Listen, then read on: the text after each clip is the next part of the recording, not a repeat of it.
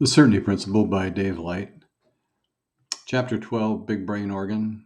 And this is 12.12 and 12.13. 12.12 is Brain Games.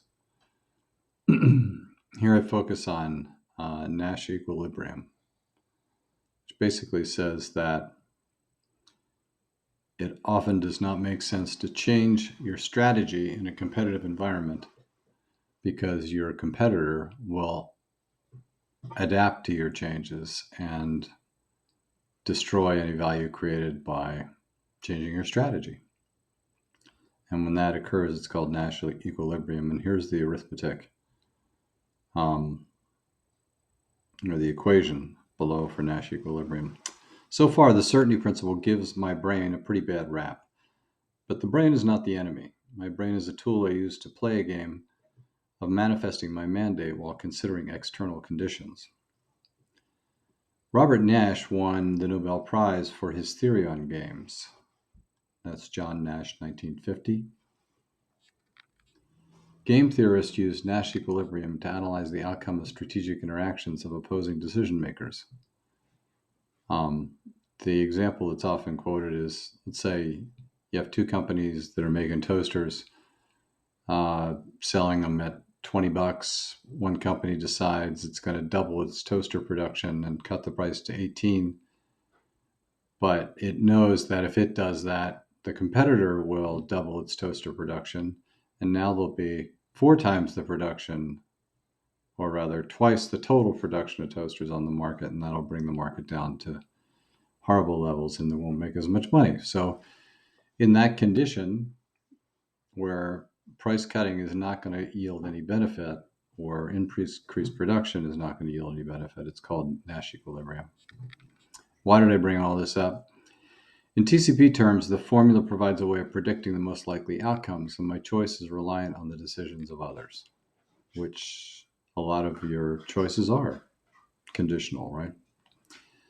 The simple insight underlying Nash's idea is that my predictions are more accurate when I ask my opponent what my opponent might do, taking into account my opponent's decision-making strategy. So ask what conditions are out there in the world and what they might do to oppose the success of any given strategy that I engage in. The importance to TCP is that vanity promotes myopic decision-making. Yeah, tend to be in your own head. It tends to exclude reasonable consideration of opposing factors like conditions. You can even get emotional, right, and make completely irrational decisions because it enthralls your identity to do so. And I don't think I have to give too many examples of that because it happens all the time. People make stupid choices that are ego inflating all the time. Buy things they shouldn't buy, eat things they shouldn't eat, marry people they shouldn't marry. The list goes on and on. The smart decision about my next play comes down to the sum of probabilities of me, player one, winning in time t, plus the probability of me losing to an opponent's next move, like the toaster guy. And here in TCP, it's the aggregate of all the stuff that's out there, out the window. So what it's basically saying is, to optimize what you do, consider as best you can what's going on in the world as clearly and unemotionally as possible, as logically as possible. Kind of makes obvious sense, but we don't always do it, or at least I don't. The smart choice about my next play comes down to the sum of the probabilities of me winning plus the probability of me losing to an opponent, to the opponent's next move, like the toaster guy, as I said. Generally, my wisest choice, called equilibrium, is not what is best for me alone. Wonderful thought. I'll repeat it. Generally, my wisest choice of action, called equilibrium, is not what is best for me alone, but is really best for me and my opponent together. It's called a saddle point, kind of a resting point where we're both doing okay and not causing a whole lot of pain to the marketplace in general, or to both of us. Rather the best choice is the one that results in the most reasonable gain and least loss for both parties. Pretty cool. My best outcome in playing a game is to use my brain to decipher the least risk course of play for all parties, because that is the most probable outcome. So not only is it better, more optimal for everyone not to try to beat somebody up, um, but it's also the most likely outcome. So that way you're seeing much more clearly what's coming. This may sound obvious, but obvious does not always mean operational, and for all the cases that I mentioned before. Gaming the brain for achievement requires us to evaluate the likelihood of our strategy winning versus the likelihood of our opponent or the conditional world losing. In TCP, the opponent is the conditional environment, the aggregate chance that manifesting my expected outcomes will not prevail. If when we're playing blackjack, the likelihood of winning on the next turn of a card, prompting us to raise our bet, is the sum of the probabilities of me getting a winning card dealt versus the likelihood of the dealer being dealt a losing card. So you can do this, if you know how to count cards, you can do it mathematically. I rationally play based on the combination of these two factors. It's the most likely outcome. If I knew exactly what cards were played, I can calculate in blackjack almost accurately. Well, in fact, accurately, from a probabilistic standpoint. Certainty exists when my brain is sufficiently alert to reason clearly about both internal and external likelihoods of the games that I play. Yeah. So to see the world clearly is important. To see the world unencumbered by identity-related issues is important. Like a sailboat tacking, the wind that advances me is the unabstracted reality. And to keep advancing, I must keep my brain very close to the wind, unencumbered by the anchor of identity. Section 12.13, Velcro. The psychosis of identity seeking causes my brain to cling to any fabric of experience that reinforces the epic story of me. I call this the Velcro effect, TVE. It increases the friction of my daily decision making. Self-seeking story. Have you ever heard the term stuck in the moment? That's the Velcro effect. Self-seeking stories are like because we're using these emotional stories, these emotional events, and we're hooking them to ourselves as a way of inflating our identity, even if they're terrible events or sad or destructive. The thousands of identity-driven stories cataloged in its neurological hard drive are like the little hooks grabbing each scintilla of data that I consume as self-validating. Sure, so yeah, I look to validate what's in my head, good or bad.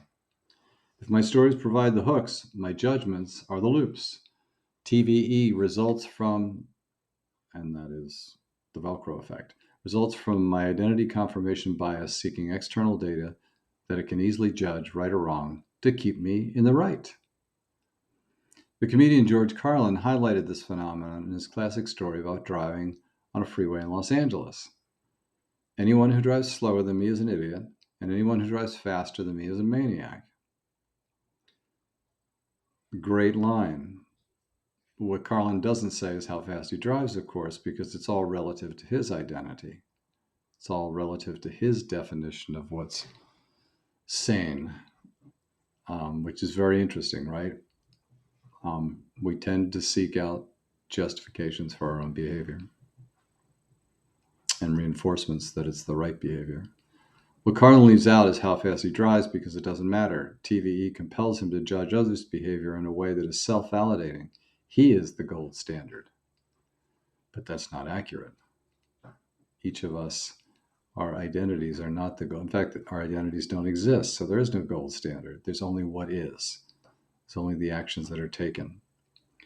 Identity-driven confirmation encumbers because it puts a bias algorithm in between experience and reasoning. Not surprisingly, TVE leads to the sensation of being stuck. As my identity seeks to attach itself for meaning, I can become indecisive and confused over even the simplest of decisions. Happens all the time. Happened to me today. Just let it go. Unchallenged, TV eventually burdens its host to the point of self-destruction. Absurd behaviors such as the rejection of the beneficial and embracing the harmful alert me that my judgment has become distorted by such attachments. In my alcoholic period, I selectively sought any story that validated my identity as a drinker. I ignored my firsthand experience with alcohol, shredding my father's life in favor of identifying with the legendary drinking habits of Alexander the Great. Whether my identity epic is self aggrandizing or self deprecating, the Velcro effect eventually destroys its host while driving away those around him. Fortunately, the emotional sensation of being stuck in the moment is an early warning of TVE.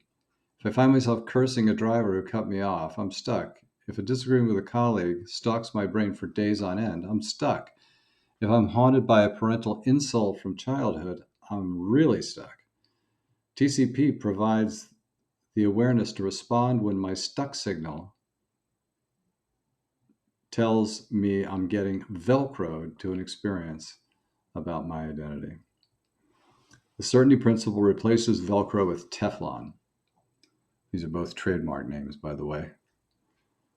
By demoting over outcome identity infused thinking with horizon mandate centricity. Yeah.